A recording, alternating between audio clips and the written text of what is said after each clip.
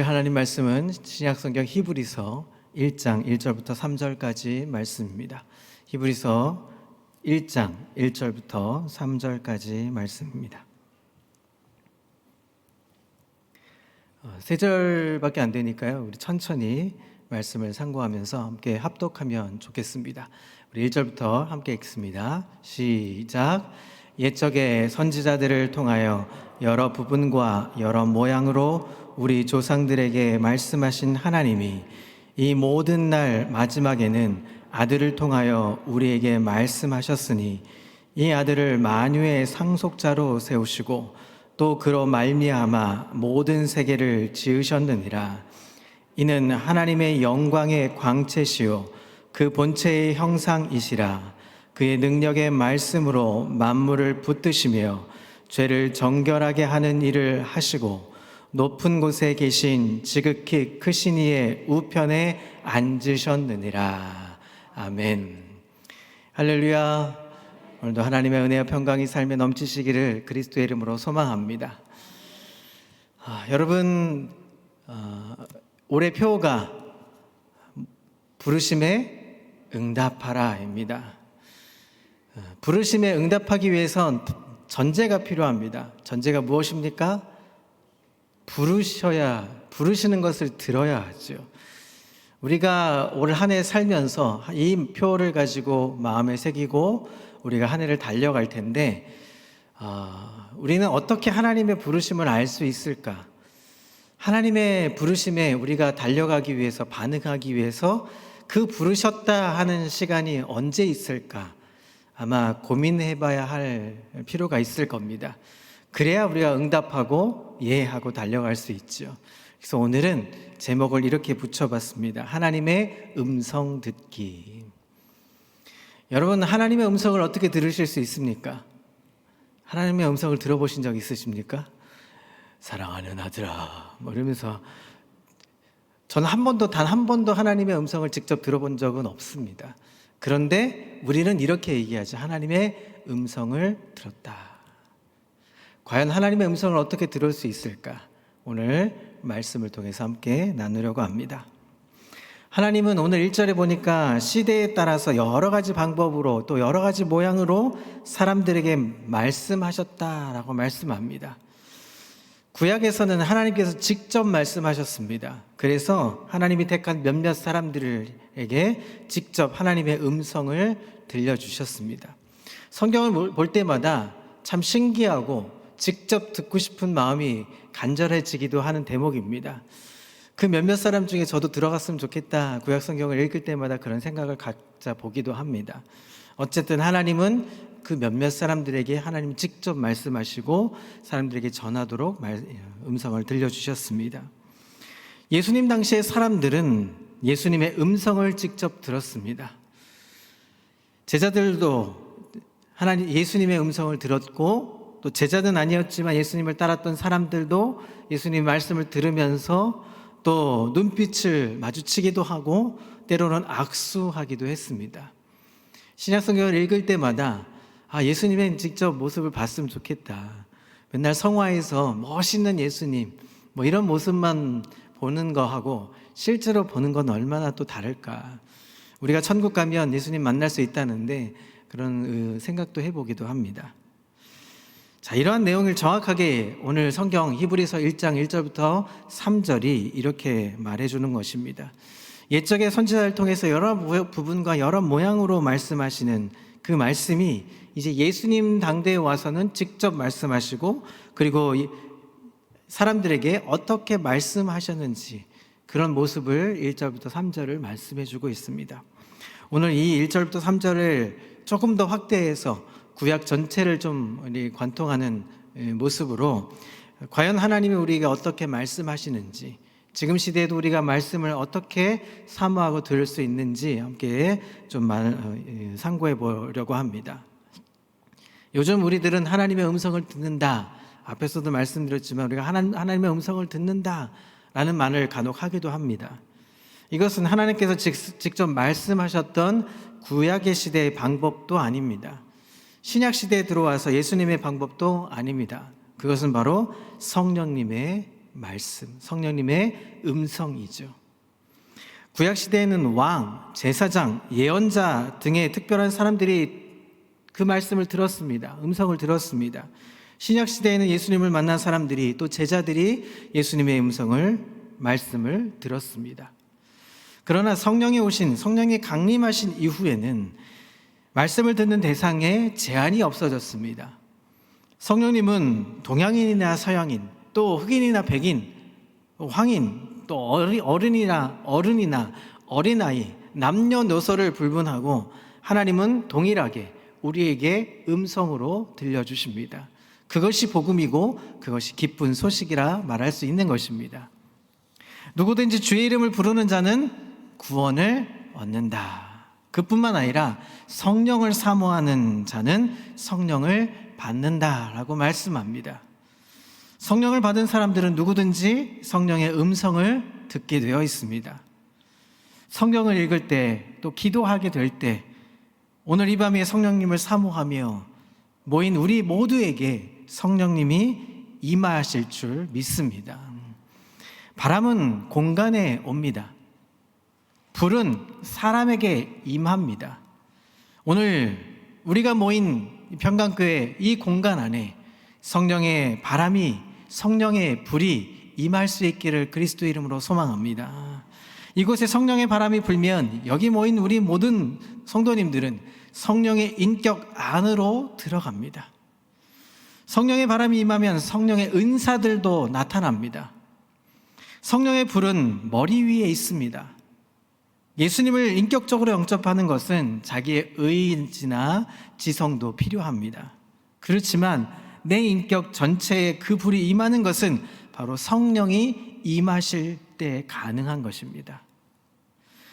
여러분, 우리에게 방언이나 다른 신령한 은사들 그 모두가 나타나기를 소망합니다. 믿음의 은사, 병 고치는 은사, 예언하는 인사도 우리에게 나타날 수 있기를 그리스도의 이름으로 소망합니다. 이런 역사가 나타나면 이 성령의 뜨거운 역사가 임하는 곳엔 더러운 귀신들이 숨어 있다가 이제 발작을 하기 시작합니다. 빛이 오면 어둠이 없어지듯이 성령이 오시면 내 안에 있는 어둠의 생각, 부정적인 생각, 죽음의 생각, 병든 생각들이 견디지 못하고 빠져나갑니다. 내 안에 이상한 일들이 생기기 시작합니다. 그 순간 사탄의 생각은 우리를 흥분시키고 극한으로 몰고 갑니다. 그래서 우리에게는 영적 분별력이 필요합니다. 우리가 기도하고 뜨겁게 기도해서 하나님의 성령을 받게 되면 수많은 다양한 은사들이 발생이 되고 그 은사들 속에 우리는 영적인 분별력을 가지고 있어야 이것이 하나님께서 주시는 것인지 아니면 어둠의 권세들이 우리를 사로잡는 것인지를 분별할 수 있게 되는 것입니다. 자칫 잘못하면 사단을 또 따라가게 되고 마귀를 쫓아갈 수밖에 없는 것입니다. 그래서 우리의 모든 은사는 무엇에 기초를 해야 하느냐? 말씀에 기초해야 하는 것입니다. 아무리 이상해 보이는 은사라고 말을 해도 말씀에 근거하고 있다면 그것은 옳은 것입니다. 하나님께서 주신 은사입니다. 말씀에 기초하지 않으면 은사는 서로 다투고 싸우게 됩니다. 교만해지고 자랑하게 되고 덕을 세우지 못하는 것입니다. 예를 들면 이런 겁니다. 어떤 분들은 기도 열심히 하고 은혜 충만해서 방언의 은사를 받기도 합니다. 그러면 방언의 은사 받는 분들이 이렇게 얘기하죠. 너 방언 받았어? 랄랄랄라 셔셔셔셔 받았어? 나는 받았는데 너는 못 받았지. 아유, 기도가 부족해. 이것은 진짜로 하나님의 은혜를 덧입지 못한 이야기일 것입니다. 우리의 은사가 모두 성경적이기를 그리스도의 이름으로 소망합니다. 여러분 갖고 있는 은사들이 있습니다. 어떤 분들은 찬양의 은사로, 어떤 분들은 가르치는 은사로, 어떤 분들은 구제하는 은사, 여러 가지 은사들이 있습니다. 그것이 그 모든 것들이 다 나를 위한 것이 아니라 타인을 위해서, 다른 사람들을 위해서 덕을 세우기 위한 것임을 잊지 말아야 하는 것입니다. 단순한 감정이나 흥분 그리고 단순한 영적 경험이 아니라 하나님의 말씀에 기초한 풍성한 은혜가 있기를 그리스도의 이름으로 소망합니다. 자, 그렇다면 하나님의 음성을 듣는 것, 그렇다면 그 하나님의 음성을 듣는 것 중에는 더러운 귀신들이 예수님의 이름으로 물러날 수 있는 은사도 우리에게 허락해 주시는 것입니다. 우리가 아까 방금 전에 찬양했죠. 주를 찬양, 손을 들고 찬양하면 우리가 싸우는 것이 아니라 하나님이 우리를 위해서 싸우신다 말씀합니다. 저와 여러분들 안에 하나님의 역사로 인해서 어둠의 권세가, 더러운 귀신이 물러 떠나기를 그리스도의 이름으로 소망합니다. 자, 그런데 여러분, 말만 하면 상처를 주는 사람도 있습니다. 말만 하면 하나님의 은혜에 열린 말을 하는 것이 아니라 닫힌 말을 하는 사람들이 많습니다. 이런 사람들이 그리스도의 이름으로 없기를 바랍니다. 사람들이 내 말을 들으면 기분이 좋아져야 합니다. 그것이 성령의 은혜를 받는 사람들, 성령의 은사를 가지고 있는 사람들의 특징입니다. 사람들이 내 말을 들으면 기분이 좋아지고 평안해지고 위로가 되고 참 기쁨을 얻게 되는 것이죠. 우리 말을 들을 때 사랑이 생기고 용서할 수 있게 된다면 여러분 얼마나 좋겠습니까? 그래서 여러분, 새 방언으로 말할 수 있기를 소망합니다. 새 방언이 무엇일까요? 우리 가끔씩 이렇게 나누죠. 그리스도 안에서 당신을 사랑합니다. 저희 사랑부에 방언이 있습니다. 사랑부에 방언이 있습니다. 그 방언은 따라해 보실까요? 당신은 나의 소중한 사람입니다. 사랑합니다. 이게 항상 저희가 기도하고 나면 항상 옆에 있는 지체들에게 이렇게 나누어주는 새로운 방언 이야기입니다.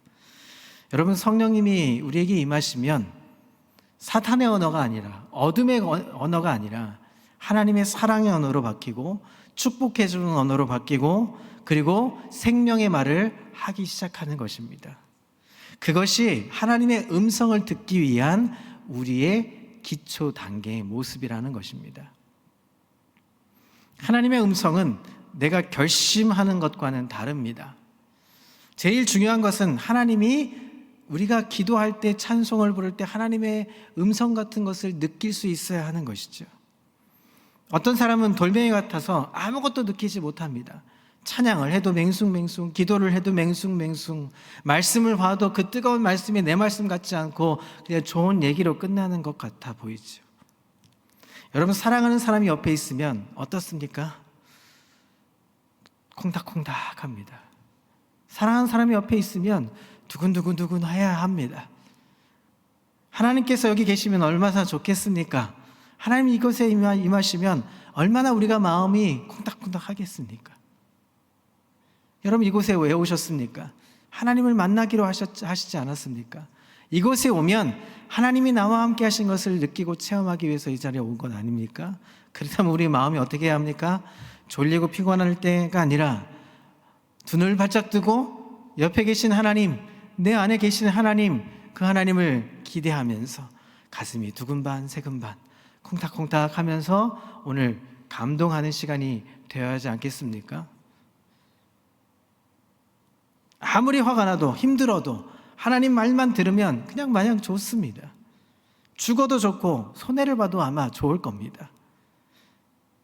여러분, 그것이 무장해제라는 의미를 갖고 있죠. 우리가 하나님 앞에서 무장해제를 해야 하는 것입니다. 우리가 일주일 동안 살면서 가지고 온 여러 가지 문제들, 힘든 것들, 어려운 것들, 컬컬했던 것들, 우리 그 모든 심령들을 이제 하나님 앞에 다 내려놓기로 작정하고 왔다면 우리 마음은 닫혀있지 않고 열려 있어야 하는 것입니다.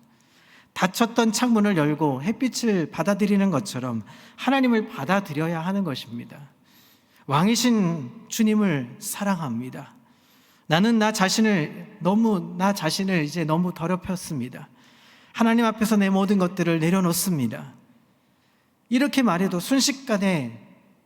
말하면서 순식간에 불안했던 마음, 어려웠던 마음, 힘들었던 마음, 우울한 마음들이, 컬컬했던 마음들이 다 녹아져야 하는 것입니다.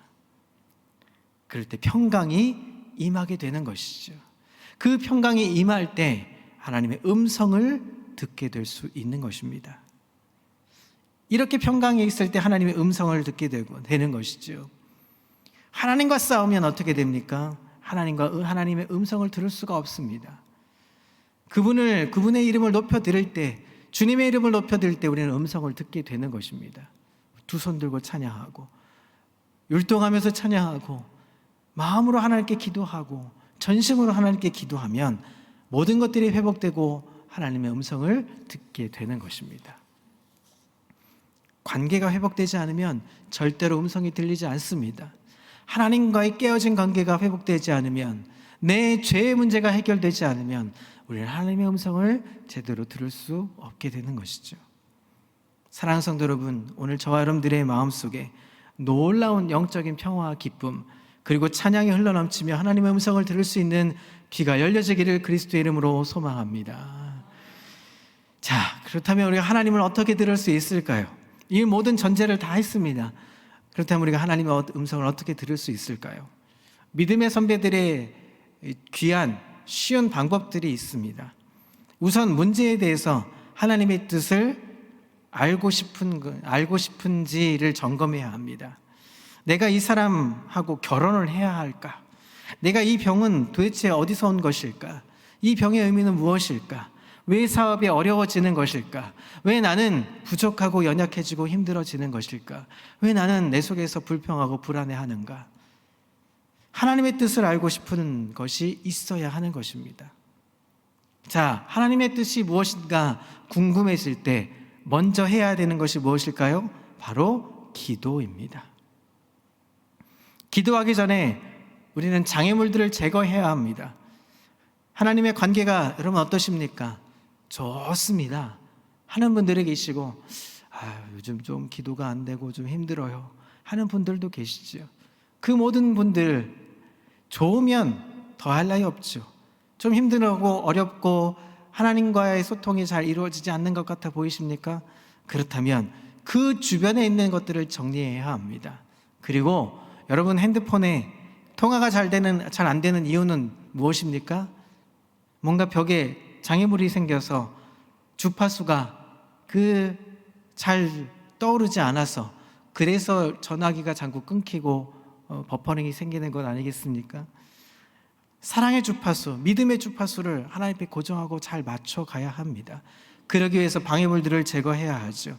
깨어진 관계가 있으니까 관계를 회복시키기 위해서 뭔가 노력을 해야 합니다.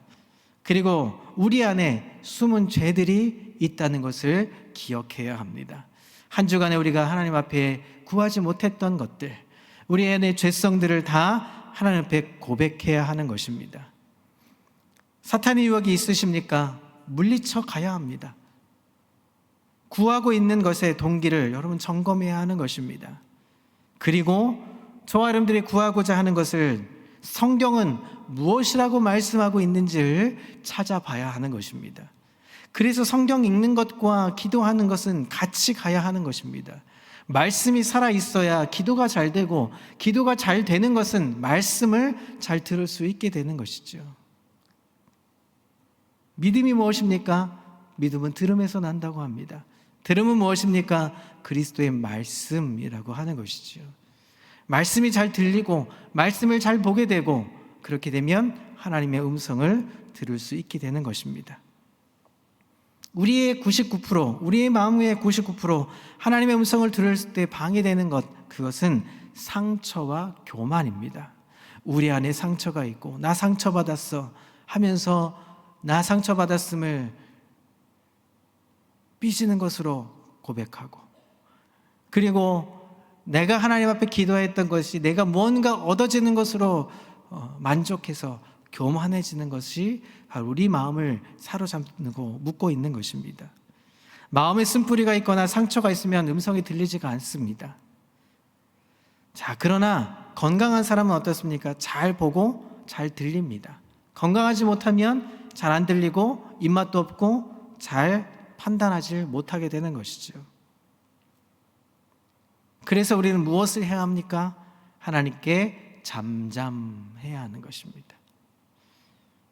기도의 최대 응답은 무엇일까요? 기도 열심히 하는 게 최대의 우리가 응답입니까? 아닙니다. 우리의 것을 포기하는 것입니다. 내가 갖고 나왔던 모든 문제를 내려놓는 것입니다. 그리고 내 것이 아니라 하나님께 맡기고 나아가는 것입니다. 내려놓는 것이 우리의 최대의 응답인 것입니다. 부르심에 응답하라. 이 응답이 무엇이냐 하면 바로 내 것을 내려놓는 것부터 하는 것입니다. 하나님의 뜻대로 하시라고 내어드리는 것입니다. 사람들은 자기가 받을 응답을 미리 결정합니다. 나는 이것을 받아야 합니다. 하나님 들어주십시오. 결정을 하고 기도하기 시작합니다. 그리고 하나님께 이렇게 묻습니다. 자기의 마음에 안 들면 계속 묻습니다. 하나님 물어봅니다.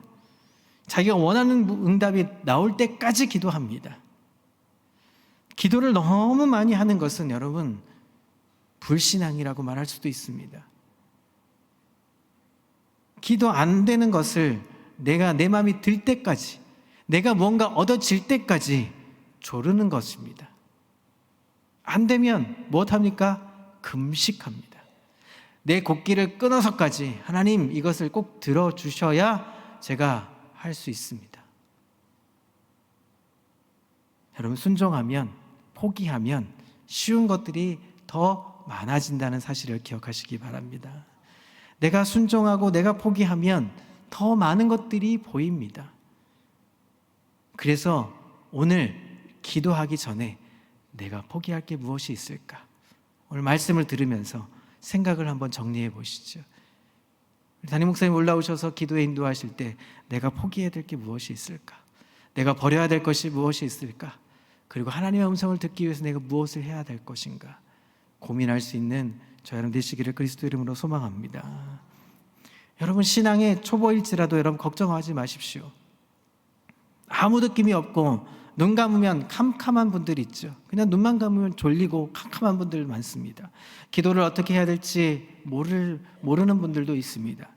매일매일 조금씩 여러분 기도해 보십시오. 하나님 감사합니다. 오늘도 감사합니다. 하나님 오늘도 우리 주셔서 감사합니다. 조금씩 기도하면서 성경을 보십시오. 그러면 사물을 관찰하는 분별력이 생깁니다. 그럴 때 우연이 아니라 감정이 아니라 느낌이 아니라 놀라운 하나님의 섭리를 알게 되는 것입니다. 걱정하지 마시고 두려워하지 마십시오. 하나님께서 저 여러분들에게 복을 주실 것입니다. 이제는 세미한 음성도 들을 수 있는 영적인 귀를 가질 수 있게 되는 것입니다. 그리고 하나님의 음성을 따라 한 걸음 한 걸음 하나님의 뒤를 따라갈 때마다 상상할 수 없는 하나님의 일들을 보게 될 것입니다. 그것이 부르심에 응답하는 것입니다. 내가 노력해서 얻은 것이 있고 내가 할 수 없는데 된 것이 있으십니까? 내가 한 것이 아니라면 하나님께서 하신 것입니다. 나는 할 수 없는데 이것은 꼭 하셨다. 그것은 하나님이 하신 것이죠. 여러분 이것을 붙잡아야 하는 것입니다. 신앙생활의 비밀은 하나님께서 하신 일을 붙잡는 것입니다. 여러분 우리 평강교회 하신 일이 얼마나 많이 있습니까? 우리가 한 것입니까? 아닙니다. 하나님께서 하신 것입니다. 우리 평강교회를 지금까지 지켜주시는 은혜도 하나님이 하신 놀라운 일인 것입니다. 이것을 우리는 붙잡아야 하는 것입니다. 이것은 어느 누구도 막을 수 없는 하나님의 놀라운 일인 것입니다. 자, 이제 우리가 이렇게 기도를 하고 장애물들을 제거하고 이것이 하나님의 일인 것인가 하고 의미를 찾기 시작한다면 우리는 하나님의 음성을 들을 수 있는 태도와 자세가 되는 것입니다. 자, 그런데 그 태도와 자세 안에 우리 두 가지의 말씀을 들을 때의 전제가 필요합니다. 첫 번째 전제는 말씀하시는 분이 누구인가를 정확하게 알아야 하는 것입니다. 두 번째는 말씀을 듣는 내가 누구인지를 알아야 하는 것입니다. 하나님을 알고 나를 알아야 하나님 앞에 그 말씀을 옳게 들을 수 있게 되는 것입니다. 자, 그러면 성경에 나타나는 하나님의 특성이 있습니다. 첫 번째는 따라해 보실까요? 말씀하시는 하나님. 하나님은 우리에게 말씀을 하십니다. 이 세상에서 많은 신관들이 있습니다. 그 신들이 하나님과 결정적인 차이가 있습니다. 하나님은 말씀하시는 분이십니다. 그 말씀이 있기 때문에 우리는 하나님의 실체를 알 수 있게 되는 것입니다. 말씀이 육신이 되었기 때문에 예수님을 알 수 있고 예수님이 하나님이시라는 것에 동의하는 것입니다. 이 말씀이 바로 능력이 되는 것입니다. 말씀은 기적을 만들어냅니다. 말씀이 하나님 자신이고 말씀이 예수님이시고 말씀이 성령님이신 것입니다. 하나님께서 말씀하시면 말씀대로 됩니다. 창조, 구원, 성경도 말씀입니다. 사랑, 진리, 공의도 말씀입니다. 여러분, 정의가 무엇입니까? 저마다 정의의 잣대가 있습니다. 말씀이 정의입니다. 다른 잣대는 필요 없습니다. 말씀이 기준이라는 것입니다. 이것도 사랑이고 저것도 사랑이다 말할 수 있습니다. 그런데 사랑의 기준은 무엇입니까? 말씀이어야 합니다. 여러분, 하나님은 침묵하지 않습니다. 확실하게 분별하지 못해서 그렇지 하나님 아버지가 아들에게 이야기하듯이 하나님은 저와 여러분들에게 분명히 말씀하십니다. 그리고 우리에게 그 작은 신임에도 응답해 주십니다. 그리고 하나님은 우리에게 위로하시고 격려해 주십니다. 어떤 때는 심판하시기도 합니다. 엄중히 우리에게 죄를 묻기도 하십니다. 이 말씀이 다 성경에 기록되어 있습니다. 눈을 감고 성경을 환상으로 보지 마십시오. 이상하게 성경을 해석하는 사람들이 있습니다. 이것이 오류를 범하면 어떻게 됩니까? 더하거나 빼면 다 이단이 되는 것이죠. 두 번째로, 우리가 하나님을 생각할 때 하나님은 삼위일체 하나님인 것을 잊지 말아야 합니다. 하나님에 대한 위대한 신관을 놓치면 다 이단이 되어버리지요. 이들 모두 삼위일체 하나님을 기초하지 않았기 때문입니다. 말씀하시는 하나님, 그 삼위일체 하나님을 놓칠 때 하나님의 말씀을 자의적으로 해석하게 되는 것입니다. 이럴 때 얼마나 많은 피해와 인격적 파탄이 있는지 모릅니다.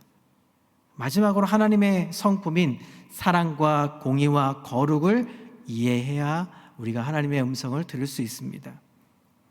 하나님은 죄를 털끝만큼도 용납하지 않으십니다. 하나님은 자기 아들을 십자가에 못 박혀 죽이면 죽였지 죄는 용납하지 않으십니다. 그렇기 때문에 우리는 하나님께 싫어하는 행동을 하면서 하나님께 가까이 간다 말할 수가 없는 것입니다. 공의의 하나님만 있다면 우리는 죽었습니다. 그런데 하나님의 성품 가운데 용서와 사랑이 있기 때문에 우리는 지금도 살아가고 있는 것입니다. 죽어 마땅한 죄인, 본질상 진노의 자식이었던 부패한 인간, 그 인간을 하나님은 사랑해 주셔서 하나님께서는 죄 없다 말씀하시고 용서해 주시는 분이 우리의 하나님인 것입니다. 이 공의와 사랑의 양면성을 성경 곳곳에 볼 수가 있는 것이지요. 하나님의 공의와 사랑의 완전함이 바로 거룩인 것입니다. 또 한 가지 하나님의 속성이 있습니다. 하나님은 우리에게 복을 주시는 분이십니다. 하나님은 우리가 거룩하기를 원하시고 우리가 복을 받기를 원하십니다. 이렇게 하나님을 이해할 때 우리는 하나님의 음성이 정확하게 들리기 시작합니다.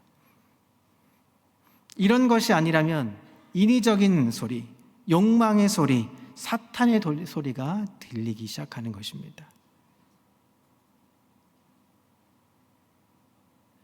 하나님과 인간의 대화에 구약 전체의 모델이 있습니다. 성경의 창세기 1장부터 11장에 보면 세 종류의 사람들이 하나님과 대화하면서 어떻게 걸음을 걸어갔는지 보여주고 있습니다. 이곳에 이 창세기 1장부터 11장에 보면 불행한 대화들이 많이 나옵니다. 죄를 짓고 난 다음에 아담과 하와가 하나님과 대화를 하죠. 창세기 7장 38절 이하에 보면 하나님의 음성을 듣고 겁나서 숨어버렸습니다. 여러분, 진리가 환영합니다. 불의는 절대로 진리를 환영하지 않습니다. 거짓은 정직을 허락하지 않습니다. 죄를 지으면 하나님을 거부하게 되어 있습니다. 하나님이 부담스럽기 때문이죠. 아담과 하와는 하나님의 낯을 피해 숨어버렸습니다. 이런 일이 우리에겐 있어서는 안 되는 것이지요. 이것은 성령 하나님께서도 역사하실 때도 똑같은 상황입니다. 우리 안에 죄가 있다면 성령의 역사를 피하고 하나님의 음성을 거부하게 되어 있습니다. 들려도 듣지 못하게 되어 있습니다. 사랑하는 성도 여러분, 오늘 기도할 때 이 모든 것들을 제거해 버리십시오. 우리의 모든 죄들을 내려놓으십시오. 하나님께 용서를 구하십시오. 그리고 하나님의 음성을 쫓아가기를 그리스도의 이름으로 소망합니다. 죄는 다른 사람에게 책임을 전가하며 변명하며 숨어버립니다. 이것이 첫 번째 대화의 모델로 7장에 고백합니다. 두 번째는 가인과 아벨의 모델입니다.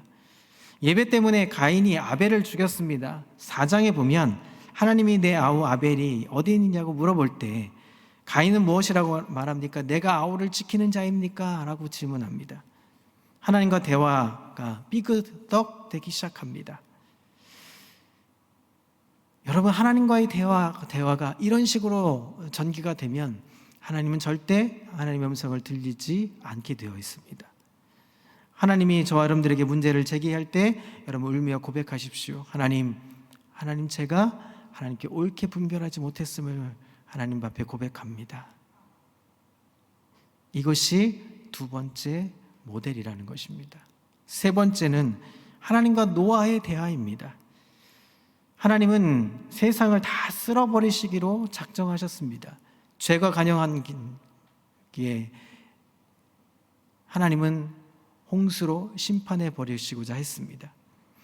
인간이 싸우고 시기하고 서로 죽이는 불행한 모습을 더 이상 볼 수가 없어서 하나님은 징벌하실 수밖에 없었습니다. 그러면서도 하나님께서는 노아를 택해서 대화를 하십니다. 하나님은 공의의 하나님이시면서 바로 사랑의 하나님이시라는 것입니다. 이렇게 대화하시던 하나님께서는 드디어 아브라함을 찾으셨습니다. 심판을 당할 수밖에 없는 저주스러운 인간과의 이 관계를 하나님은 구원의 관계로 만드시기 위해서 믿음의 조상을 세우신 것이죠. 그렇다면 아브라함에게 하나님 보시기에 좋은 믿음이 있었습니까? 아니었습니다. 형편없었습니다. 아브라함은 하나님을 믿으면서도 믿지 않았고 신뢰하면서도 신뢰하지 않았던 인물이었습니다. 그렇지만 믿음의 조상을 만들어야 먼 훗날 인류를 구원할 메시아가 올 수 있었기 때문에 하나님은 아브라함을 끝까지 포기하지 않으셨던 것입니다. 이 원대한 하나님의 계획을 아브라함은 알 수가 없었던 것이죠. 하나님은 저와 여러분들을 절대로 포기하지 않으십니다. 왜 하나님이 저와 여러분들을 구원했는지 알 수 없습니다. 여러분, 왜 구원받았을까요? 저는 신기할 때가 많습니다. 하나님이 왜 나 같은 사람을 하나님이 택하셔서 이렇게 목회자로 세우고 하나님 말씀을 전하게 했는지 가끔씩은 참 이상할 때가 많습니다. 여러분 생각해 보십시오. 우리가 구원받을 존재입니까? 그렇지 못한 존재 아닙니까? 그런데 하나님은 포기하지 않으시고 우리를 구원해 주신 것입니다. 하나님의 자녀 가운데 위대한 종이 나올지 아무도 모르는 일인 것입니다. 아브라함뿐만 아니라 이삭과 야곱도 그렇게 하셔서 믿음의 조상의 틀을 세우셨습니다. 그리고 요셉도 아브라함과 이삭과 야곱과는 좀 다른 계통의 사람으로 하나님 부르시고 메시아의 모습을 보여주시기 시작합니다. 이후에 여호수아를 보내셔서 가나안 땅에 점령하는 모델로도 하나님은 부르셨습니다.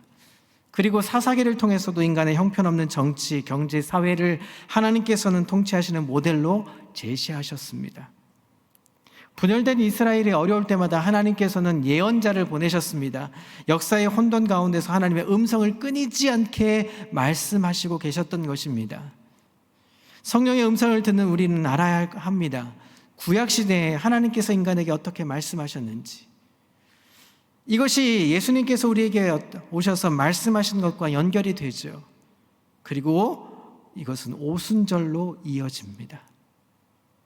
하나님 성령을 강림하게 하시고 성령을 우리 안에 내주게 하셔서 우리에게 성령의 음성을 들려주십니다. 지금도 우리 안에 역사하셔서, 지금도 임재하셔서 하나님의 역사를 경험케 하도록 우리를 불러주시는 것입니다. 여러분, 하나님의 음성을 듣고 싶으십니까? 하나님의 음성을 쫓아가고 싶으십니까? 하나님의 음성을 어떻게 들을 수 있을까요? 단 한 가지입니다. 우리가 하나님께 붙들려 있을 때 가능한 일인 것입니다. 오늘도 우리는 기도할 것입니다. 오늘도 우리는 찬양할 것입니다. 하나님께 붙들려서 찬양 드리고 하나님께 붙잡힌 바 되어서 하나님께 영광 돌리는 기도, 그래서 하나님이 우리에게 무엇을 말씀하시는지, 하나님 그때에 제가 여기 있습니다. 하나님 왜 부르셨습니까? 제가 하나님 말씀에 순종하겠습니다. 결단하며 오늘도 기뻐하며 역사가 있는 밤, 은혜 충만한 밤, 성령의 불이 타오르는 은혜의 밤 되시기를 그리스도의 이름으로 소망합니다.